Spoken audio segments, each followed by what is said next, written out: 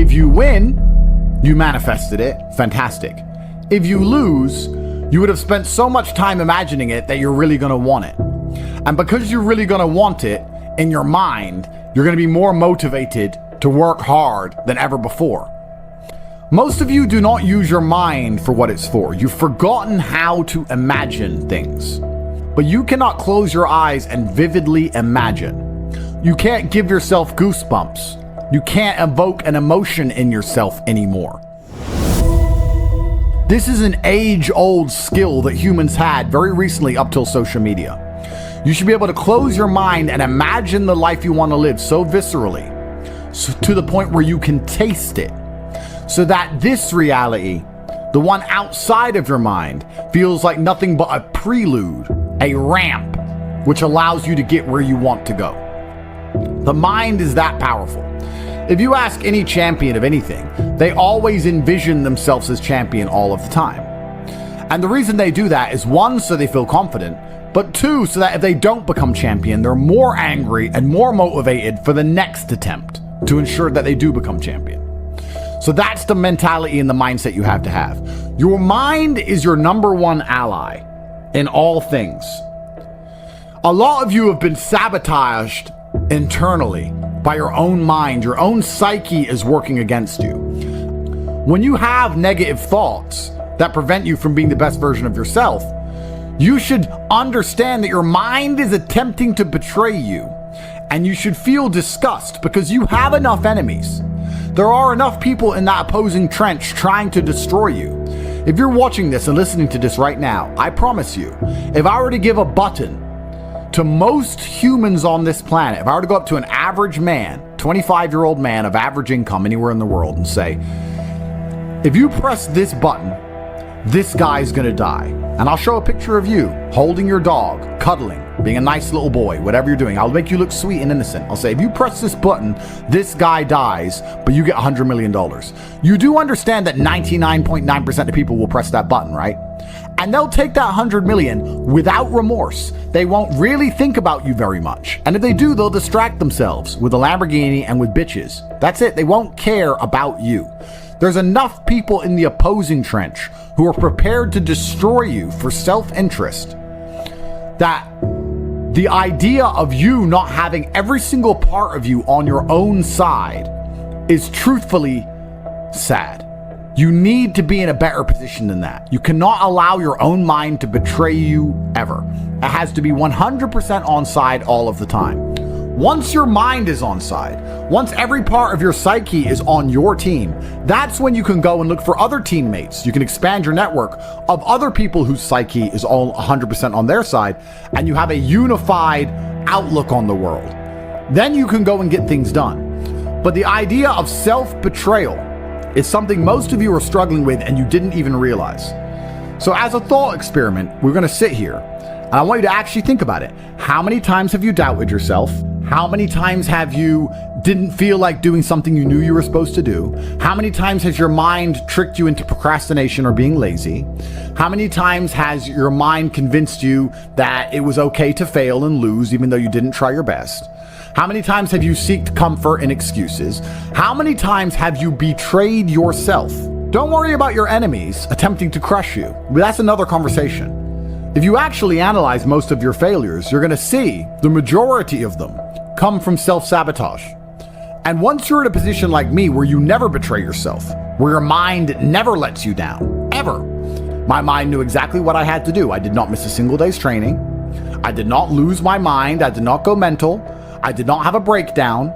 I acted exactly as I was supposed to act. I was fully professional in all things. I got as much work done as I could possibly do. I was extremely productive. I used the experience for what it was. My mind never betrayed me. If you listen and look back on most of your failures, you're going to see that it was your own mind that betrayed you. It wasn't your enemies that tricked you. It wasn't your enemies that outmaneuvered you or outsmarted you. Most of you are not yet at high enough echelon to even have enemies of caliber.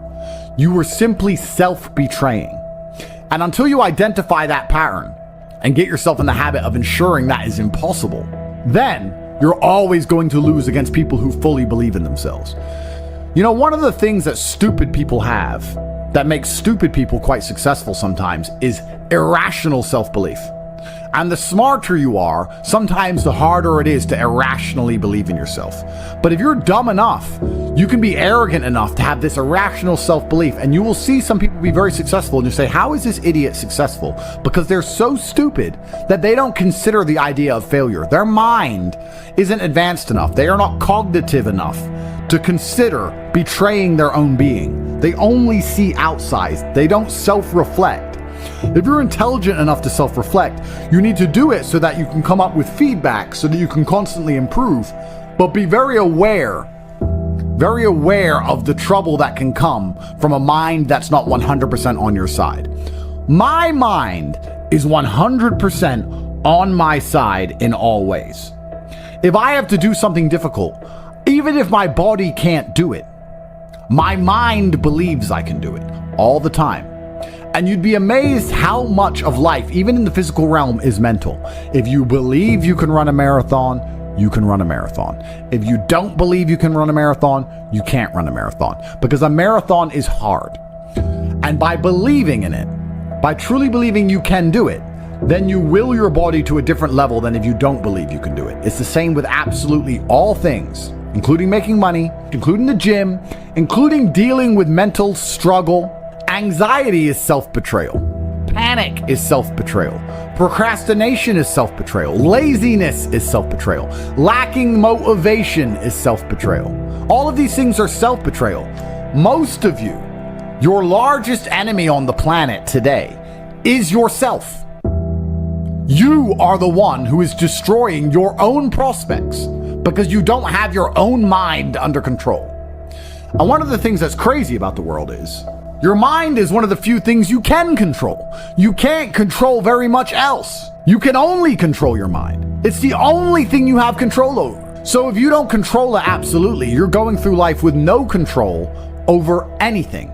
You don't control your own mind, which means by extension, you do not control your life. You do not control your woman. You do not control the weather. You don't control nothing. You're just an empty vessel going through life with zero control over anything. You can control, once your mind's in check, your reaction and attitude to things. When you're in the trenches, there's people who give up, there's people who quit, there's people who sow FUD, there's people who feel sorry for themselves, there's people who want an easy way out, and there's other people who say, listen, this is a test, and the only way we're gonna get this done is to be irrationally positive all of the time. He's like, well, what can I do about the price of Bitcoin? Perhaps nothing. But the universe may reward you karmically if you at least try to do something positive. Go for a walk, go for a run, burn some calories. Why don't you go down to the nearest grocery store and buy the old lady's groceries?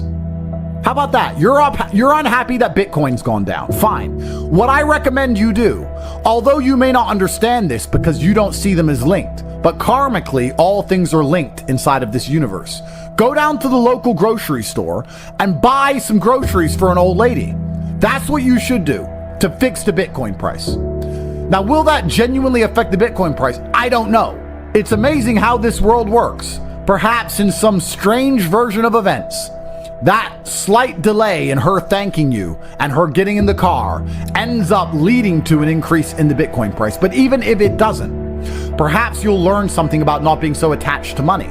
Perhaps you'll feel grateful and understand you have a lot more spare money than you thought in the first place. Perhaps your attitude to the world will change, which will allow you to be more open-minded so that you can approach opportunities in a different way so that you make more money later on. Karmically, it's impossible for us to tangibly link how that positive action will lead into something else positive in your life later on. We just have to have faith that it will, because it will. So when I said this to this guy, he's like, LOL. That's his reply. He replied LOL when I said he should go buy groceries for somebody. And he doesn't understand the world. And I thought, well, why don't I go speak to thousands of people and talk positive then? Not to save him, but just to put my money where my mouth is. Just to prove that you can just do something good. And if you just do something good, it is better than doing nothing. Rain dances work. If you need it to rain, you shouldn't sit and pray. You shouldn't sit and hope. You shouldn't sit and complain that it's not raining. You shouldn't sit and wait. You should rain dance. Does a rain dance make clouds appear? No, but you should take action. Perhaps your rain dance, although will not make clouds appear, will be viewed by a tribe high on the mountain far away, and they'll look down seeing you rain dance and realize that you need water. And then maybe Providence and luck will have this tribesman appear with big barrels of water saying, we think you might need water and we have some spare. If you didn't rain dance, they wouldn't know. They just see you sitting around being a mopey dipshit, crying his eyes out. That's why it's so important to take action in all things.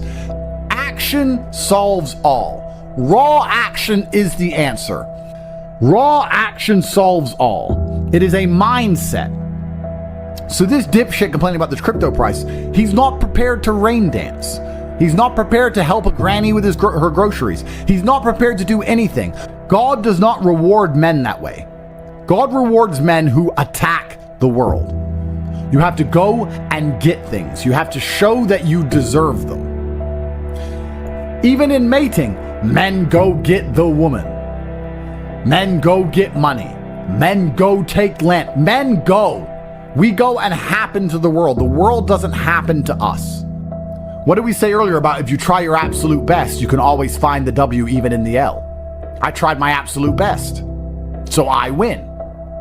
Raw action solves all.